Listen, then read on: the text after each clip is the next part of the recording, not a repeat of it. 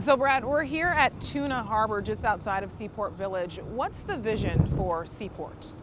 It's a pretty grand vision. They're looking to redo about 70 acres of land and water, all the way from the Midway right behind me down to the Manchester Hyatt Hotel. And there's going to be a lot of stuff. The main thing is that we're concentrated on is Tuna Harbor, but there's also going to be hotels, an aquarium, an education center, a giant spire to go up in the sky, underground parking, a boutique hostel or hotel. A lot of things are going in here.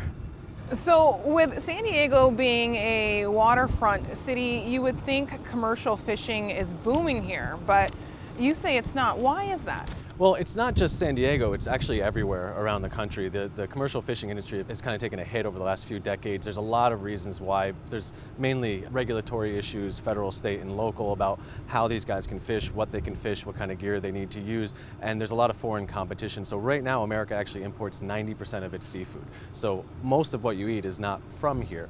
So right now, they're surviving, they're doing okay, but could be, according to the fishermen, a lot better and a much bigger presence in San Diego. So speaking of the fishermen, you've been in some of these closed-door meetings with the fishermen and developer. What's being discussed and whose input is being considered? Well, yeah, I've been at these meetings for the last 6 months. They've been going on for, I think, about a year or actually more. And what the developer is doing is trying to get input from them about what they would like to see this harbor look like. The developer is ready to pour more than $1 billion into this development, and what he really wants to see is a truly working waterfront. It's a draw for him and for the tourists that come here, but what the fishermen are trying to do is kind of leverage that opportunity and say, okay, you know, you're going to have this big development, we're a part of it, we want to say. And so they've been going back and forth, and to be part of these meetings has been pretty interesting, because as they started out, the fishermen are very skeptical. They did not trust this developer, but over the months, they've really, I think, started to come together, work together, and trust each other just a little bit more.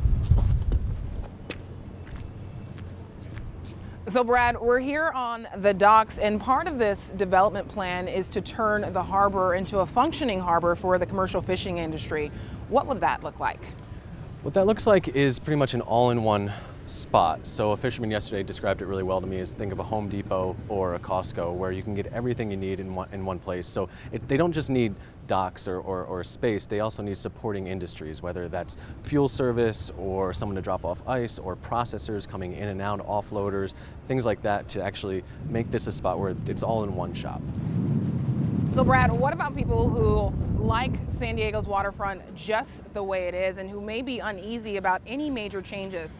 Will their considerations be taken into account? Yeah, and they kind of already have been. For the last year or year and a half, the port has been talking to people. There have been a lot of stakeholders that have come out to the port meetings, and a lot of public input that has helped shape this process. There are a lot of people that don't want to see this change at all, but then again, there are a lot of people that do. So what I would urge anyone, whatever way they feel about this project, is just to actually show up and have your voice heard. There's a meeting every single month at the port, the Board of Supervisors meeting. It's all online, the agenda's there, so I'd urge people to take part in it. And why should people care about what happens at the port?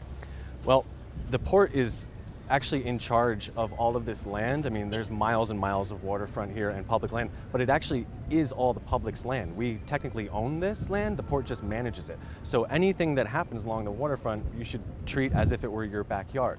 So whether it's Tuna Harbor or hotels going up here, people should know that they have a say in this, and this is their land and their city. So what's next? When might we see some changes?